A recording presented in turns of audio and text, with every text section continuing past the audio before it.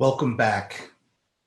I really hope you're enjoying the Family Empowerment Now course and the foundational tools and discussions that we've been having as you've been progressing through the course along this journey. And today we're going to discuss one of our other core foundational concepts, and that is a discussion that I want to have with you around the idea of influence and persuasion. So we've talked about courage, and again, we're not talking about the type of courage and introspection that allows us to become, superheroes. It's a type of courage and introspection that allows us to become stronger, gives us strength, and we're willing to step up in support of our convictions and our values.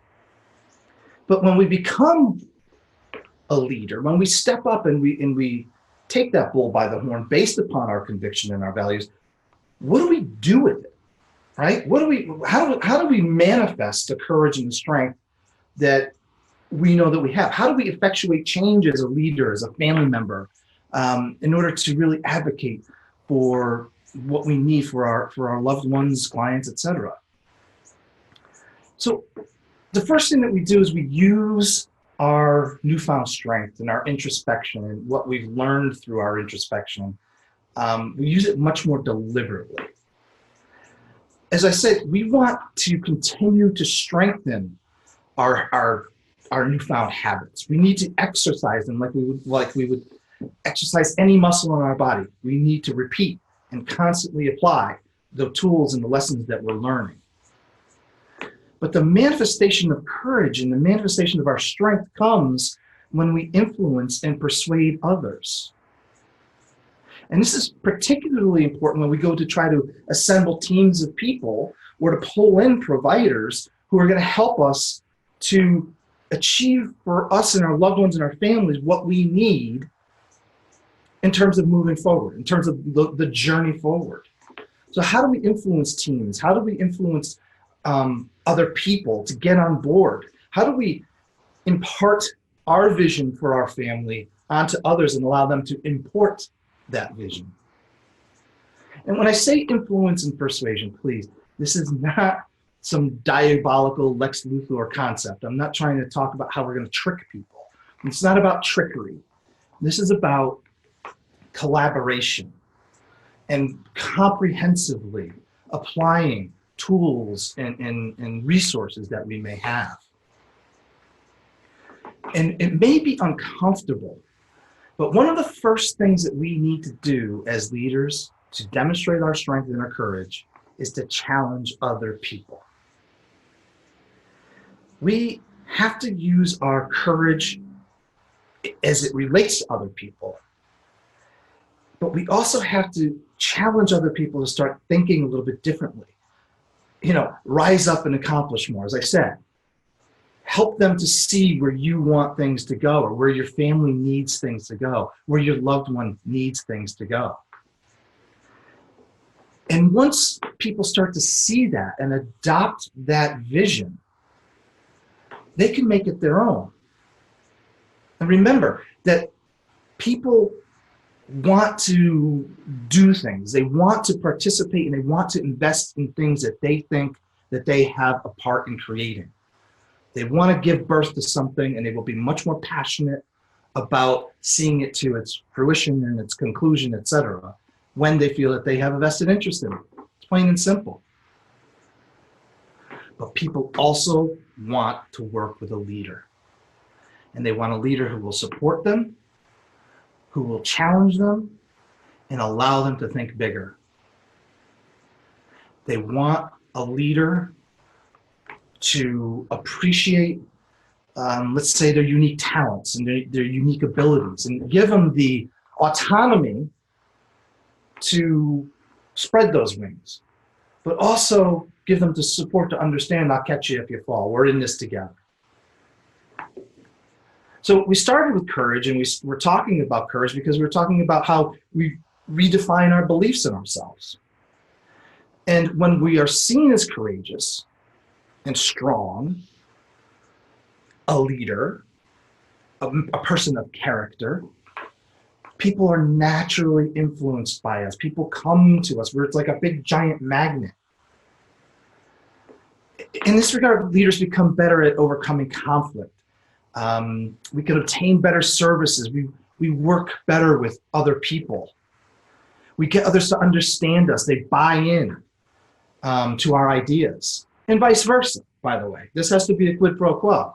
This is not a one-way street, okay? Remember, your personality is not the same thing as your ability to influence others, okay? But your ability to influence others may just change your own outlook on yourself and improve your overall personality in terms of how others relate to you. So the first thing that we need to do, as I said, when we are leaders and when we are influencing others is we challenge them.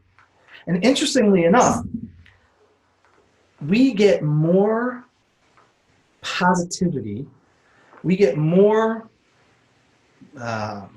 cachet, if you will, from people when we ask them for help.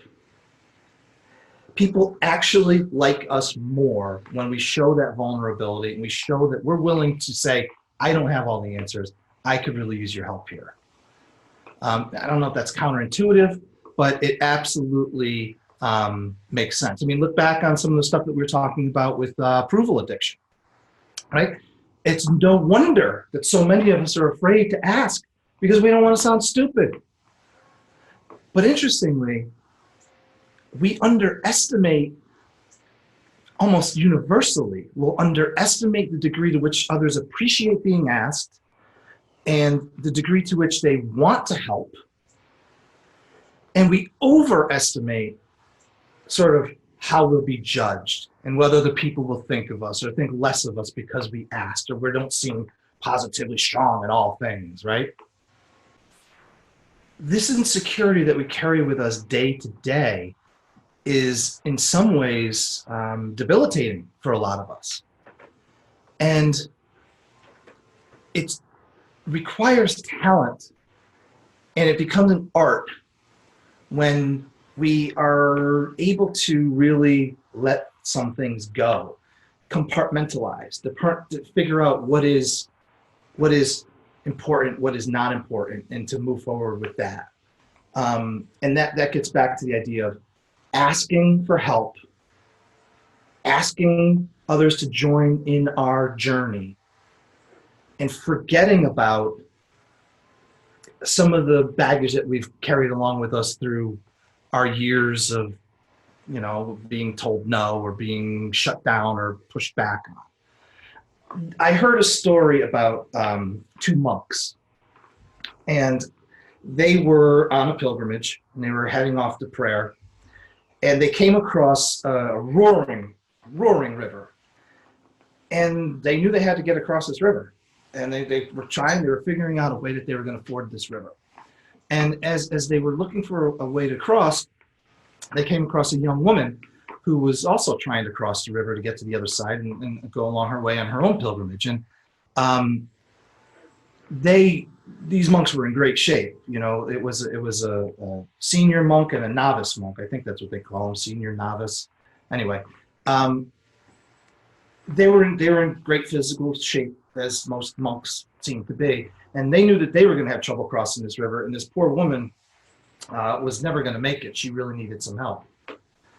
So as the young monk stood back and watched, the elder monk approached the woman and surprisingly picks her up and puts her on his back, and he fords across the river and carries the woman across the river.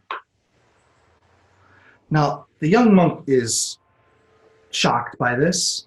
They've sworn a life of celibacy. They've sworn not to engage with women on any level. So they continue on. Now they're both on the other side of the river where they let the young woman go. She goes along her way, and they're walking along their way. And the older monk says, I could tell something's been troubling you. You haven't been speaking for the last hour or so, and I'm concerned. What is it? What's wrong with you, young man, my son, whatever, you know. And the young monk stops and he turns and he looks at the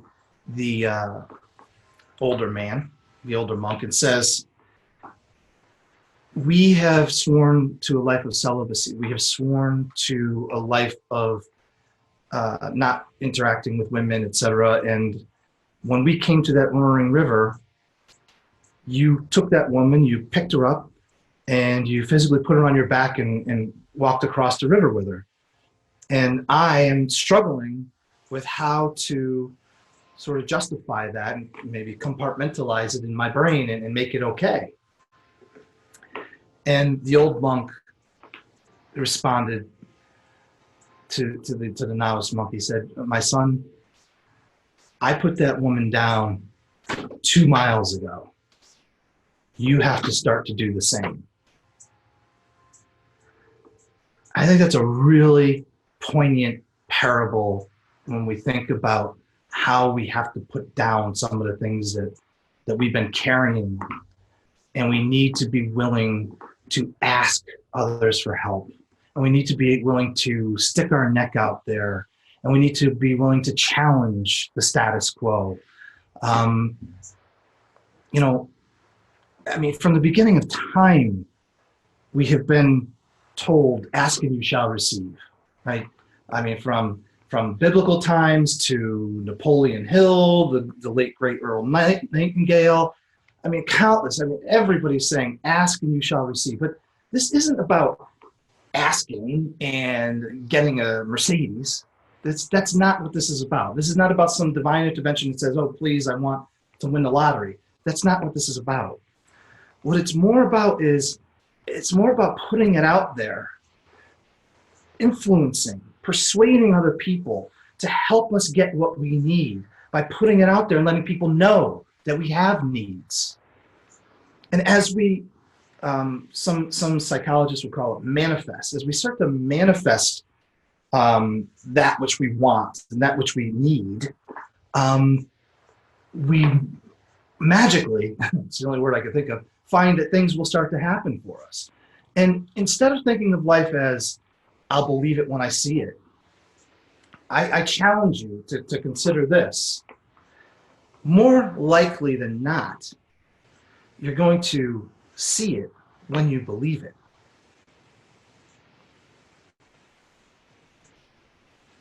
Now, another aspect of being courageous and strong, which leads us to our influence and our persuasion of others, is to understand and to know that you can say no, right? We have it within our superpowers to actually say no. When you're beat up, when you're overtired and stressed out, you know, you tend to be willing to give less of yourself. And one of the valuable things that you fail to give to others is in these circumstances is a sense of trust and faith in their abilities and their capabilities. You question autonomy of other people. You question their ability to be autonomous. And this is a surefire way to destroy any kind of influence or persuasion that you would have with anybody, is to start to question or to doubt the autonomy that they have because of doubts or fears that you may have for yourself. Now, when I say influence and persuasion, I use the term with. We want to have influence and persuasion with others. We don't want to have persuasion over others. Because if we start to talk about how we are over other people, it's basically we're trying to be above them. We're not empowering other people as much as we want to be empowered. And by empowering other people, we are creating influence and we are more persuasive. And again, that translates to trust and autonomy. I mean, turn it around. How many times have you felt frustrated and upset when people exclude you from decision-making, planning? It happens to us all the time. I mean, what happens when you're told or you're not told about changes in the, I don't know, medication of your loved one or their overall physical condition or well-being? What happens when you are stripped of your decision making, or you feel like you're being stripped of your ability to participate? It's terrible. You know, we automatically start to put up walls, and that makes our relationships disintegrate because we're not given the sense of our own influence with other people or situations. This is about, on a level, it's really about reciprocity. When we show and we give praise and we respect and appreciate others, they are much, much more likely to do the same back with us. And this is the essence of team building. This is the essence of what I call creating an interrelated service system. This is the essence of I do good work, you do good work. The work we do together trickles down and has a better impact on everybody else.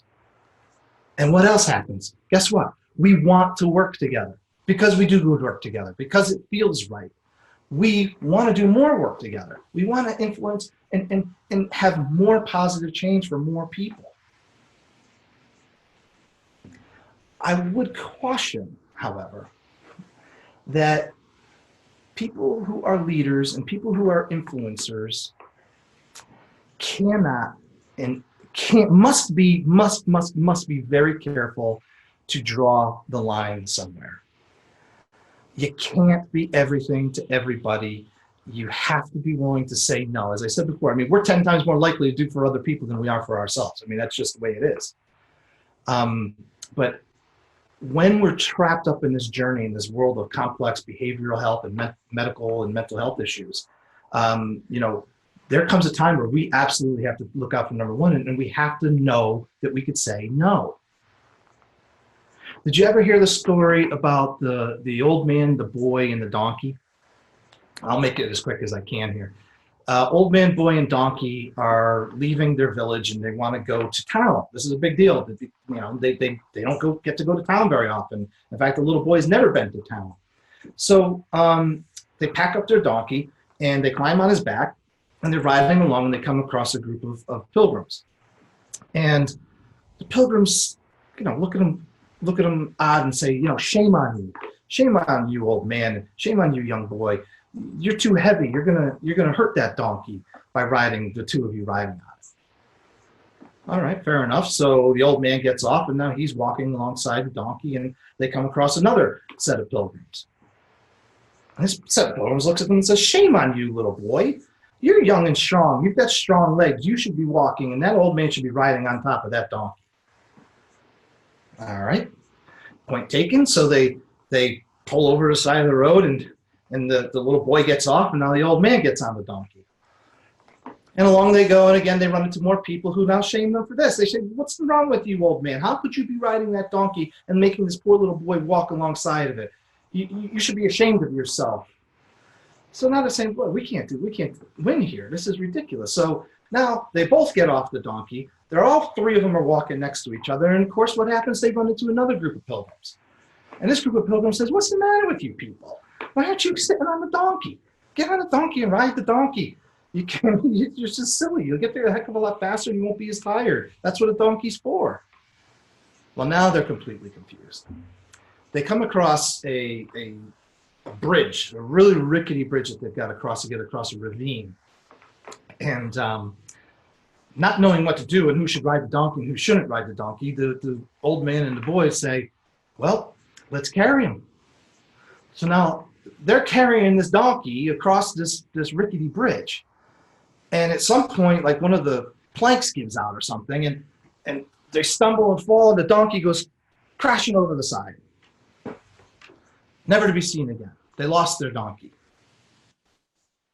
The moral of this story, folks, is that if you try to be everything to all people, basically you could kiss your ass goodbye, right? You'll wind up having no influence over any people because you're going to try to be too much to too many. So think about the old man, the boy, and the donkey as you consider saying no. And a couple of things I want to talk about just in conclusion here. I want you to think about 2 or 3 people in your lives who have been absolutely influential in your life. And think about for a second, what made them influential? What was it about them that really resonated with you? And you can stop the video here and just give this a thought for a second, because it's important. You know, when we think typically about people that influence us, like, you know, we think about our parents, we think about a great teacher, we think about a great coach. We tend to think of them in three very important ways. Number one, people who are influential shape the way that we think. Right? They give us lessons to follow. They speak in a manner that we resonate with, that we think is right on. We can relate to it. And they're also the people that make us go, aha, now I get it. You know, there's aha moments, right? So that's number one. They shape how we think. Number two, they challenge us. We've talked about this already. They call us out. They push us. They want to see us do better as much as we want to see us do better. And the final thing that people of influence do, and I think this goes back to the reason that I started talking to you all with getting in touch with your strength and your courage of your convictions, because people of influence tend to role model behaviors that we want to see in ourselves. We look up to these people. So they shape the way we think, they challenge us, and they role model behavior. So I'm wondering, if you go back to the question I asked you before, to think about, you know, a couple of people in your life who have been really influential. Did they do all three of those things? Did they challenge you? Did they shape the way you think? And did they role model the way that you want to act? I bet you they did. So now we're going to go into some more questions that I want you to think about in terms of your influence and your persuasion. And there's some more questions that are part of your work for this week's in this module.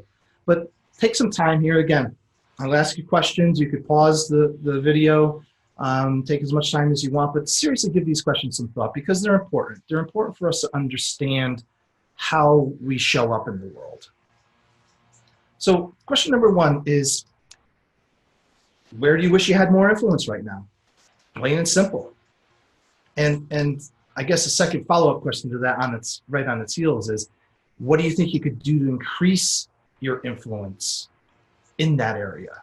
How can you be more of a role model? How can you change the way people think? How can you challenge others? If you could be a role model for somebody right now, who would it be? Who needs you? Who needs a role model right now? And what would you do for them? How about an area in your life, if you can give some thought to an area in your life where you are trying to become more persuasive and influential with somebody? What works for you? Conversely, what doesn't work for you?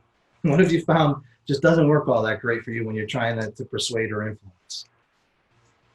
So take those questions and check out some of the tools that I'm providing you in this module, and you know, do some introspection around this influence and persuasion foundational concept, because it's important. And again, we're just so pleased to have you here and to have you part of our group and our community now. So again, thank you for the work that you do, and we will see you in the next frame.